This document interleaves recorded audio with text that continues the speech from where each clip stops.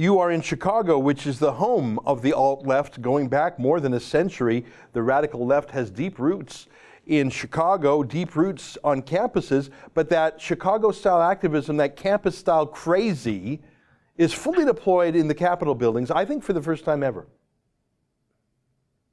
Yes. Well, the president was actually commenting after Senator Charles Grassley, who's the chair of the Senate Judiciary Committee, had made a statement in response to a question on a television news program.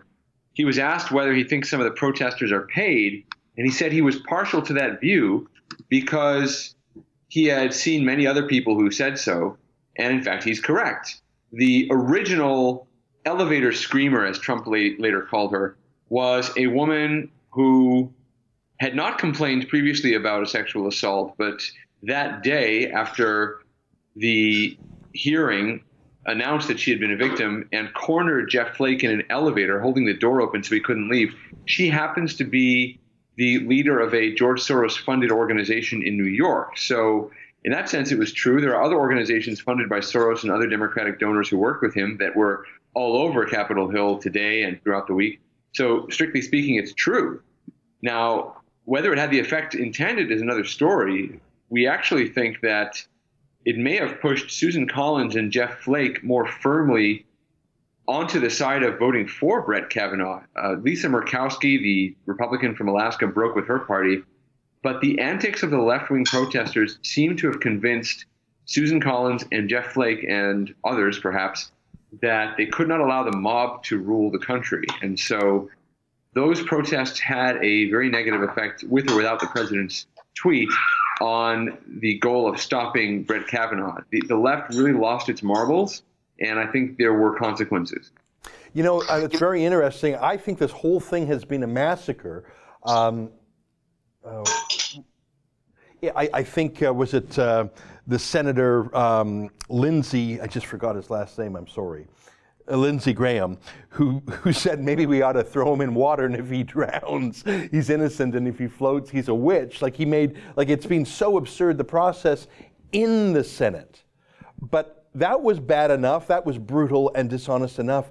But this pussy hat style, women's march style, Occupy Wall Street crazy is such a mob scene that I think it scared Main Street America. What do you think of that, Joel? Well, it still is. I mean, just moments ago, after Collins finished her speech, first of all, while she was speaking, her office was occupied by left-wing protesters. And before she started speaking in the Senate gallery, they were shouting at her, which is illegal. You cannot voice opinions for or against anything or anyone from the Senate gallery.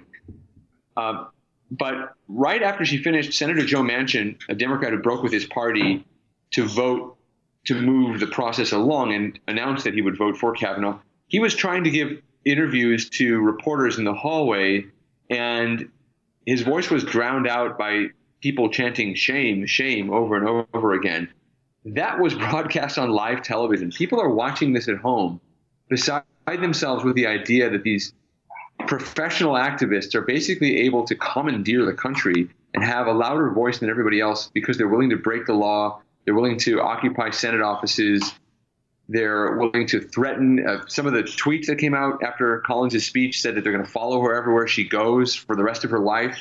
I mean, this sort of behavior is out there, and it's scaring voters. And that's one of the reasons you're seeing Republican enthusiasm now surging in the polls.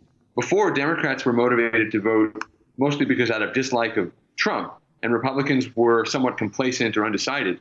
The most recent polls are showing us that Republican voters are suddenly as excited to vote as Democrats because they're alarmed at the behavior they've seen during the Brett Kavanaugh debate. So that's the effect of what they're doing, but they can't help themselves. The mob runs the Democratic Party. They just keep doing it. That's an excerpt from my daily show, the Ezra Levant Show, weekdays at 8 p.m. Eastern. Every day I do a monologue, interview a guest, and read my fan mail and my hate mail. To subscribe, go to therebel.media/shows.